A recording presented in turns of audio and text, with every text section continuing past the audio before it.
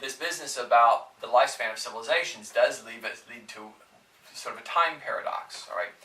And that is this: the universe is very old. Okay, one of the arguments that is sometimes made about, oh, well, there has to be other civilizations out there that we could communicate with, is that the universe is large. There's billions of stars and billions of planets and so on and so forth. And this is true. However, there's also, the universe is also extremely old. We think 14 billion years old.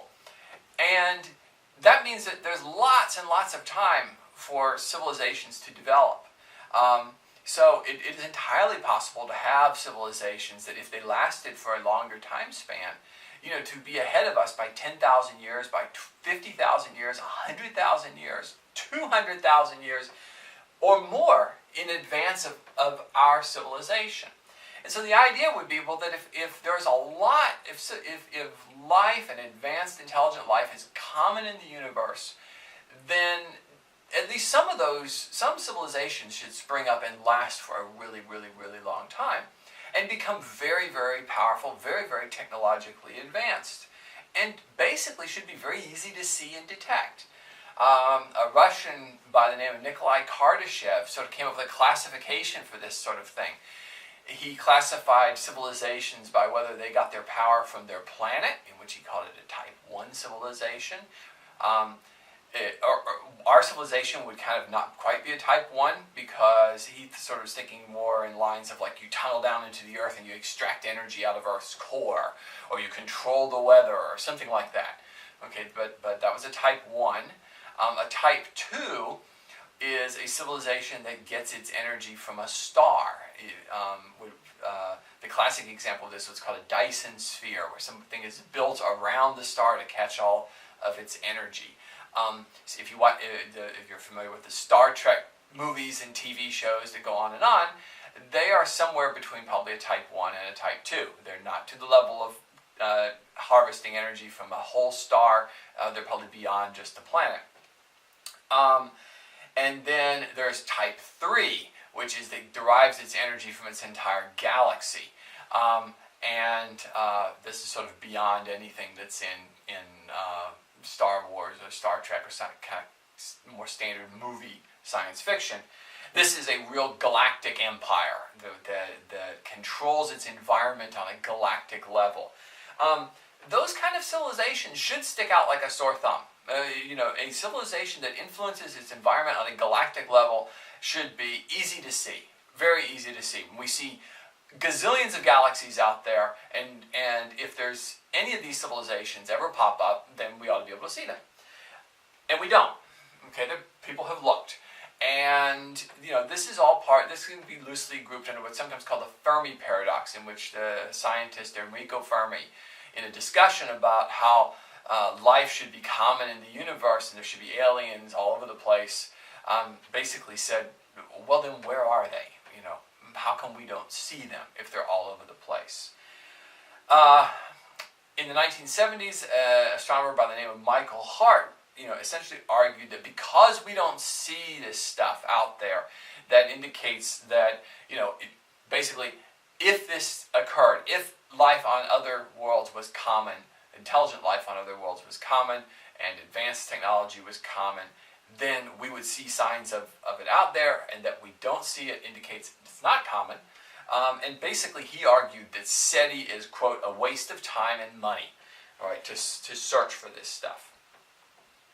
It is important at this point to note that the failure to detect signals from other planets does not mean that there are no signals coming from other planets, or that there are no aliens out there.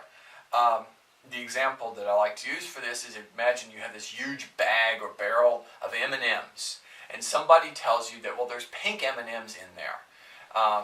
Just dig for them. And so you go shove your hand down into the barrel. Say that there's a hole in the barrel, so you can't really see. You just shove your hand in, pull out a handful of M&Ms, and you look at them, and there's no pinks. Okay. Well, does that prove there's no pink M&Ms in the barrel? No, it doesn't. Okay. So then you shove your hand in again, and you pull it out. There's no pinks. Does that prove there's no pinks in the barrel? No. Okay. So let's say I sit there and I dig it out. I dig out big handfuls of M&Ms. No pinks. Does that prove there's no pinks in the barrel? No, it doesn't. However, by the time you've dug out multiple handfuls of M&Ms, if you've not detected any pinks, it may not prove that there's no pinks in the barrel, but it does tell you something, doesn't it? Okay, so it does tell you something about how many pinks might be in the barrel. Okay, there's not, obviously, they're not just all over the place if you've pulled out many handfuls and have gotten no pink M&Ms. So the failure to, these things are seeming to point to an idea that the universe is not at least full of advanced intelligent life. Now, why has this not worked out? Because of course, as we know through history, astronomers have assumed that the universe is full of intelligent life. That goes all the way back to Lalande and Herschel and even back, to basically shortly after Copernicus. And one possible answer to this comes from the discovery of planets going around other stars, what are called exoplanets. In 2009, NASA sent up a space telescope called the Kepler mission, whose job was to search for sort of Earth-like planets, to discover planets going around other stars.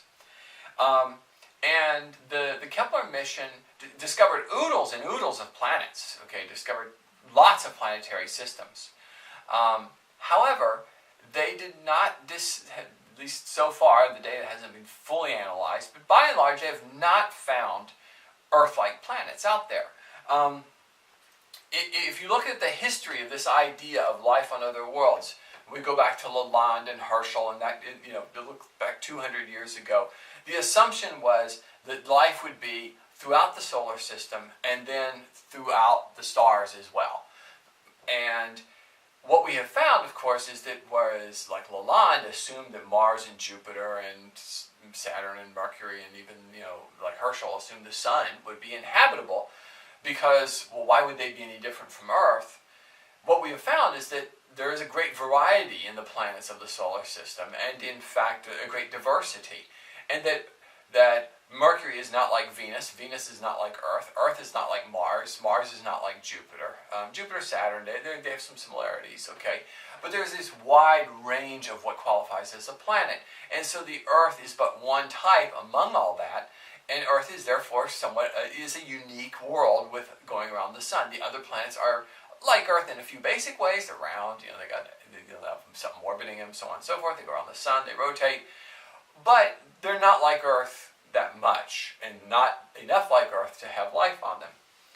Well, what we're finding about the universe as a whole is that there's a great diversity of solar systems, that star systems are full of all kinds of interesting planets doing all kinds of different sorts of things, but they don't look like our solar system, and they tend to not be places that that can have an Earth in them, because the orbits of their planet, they have big planets in elliptical orbits that would disrupt the orbits of other planets, and so on and so forth. There's a long list of reasons why you can't, they're not really like our solar system, and so therefore our solar system appears to be somewhat rare.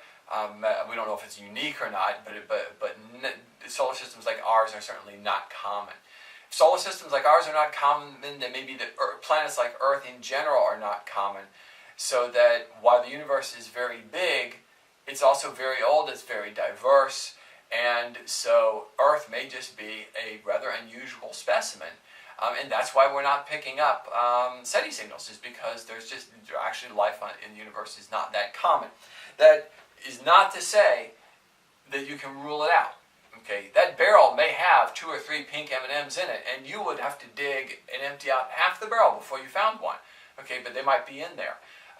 So we may find out that, it may be the case that that intelligent life exists in our galaxy, for example, but it's too few and far between for us ever to make contact with them via SETI.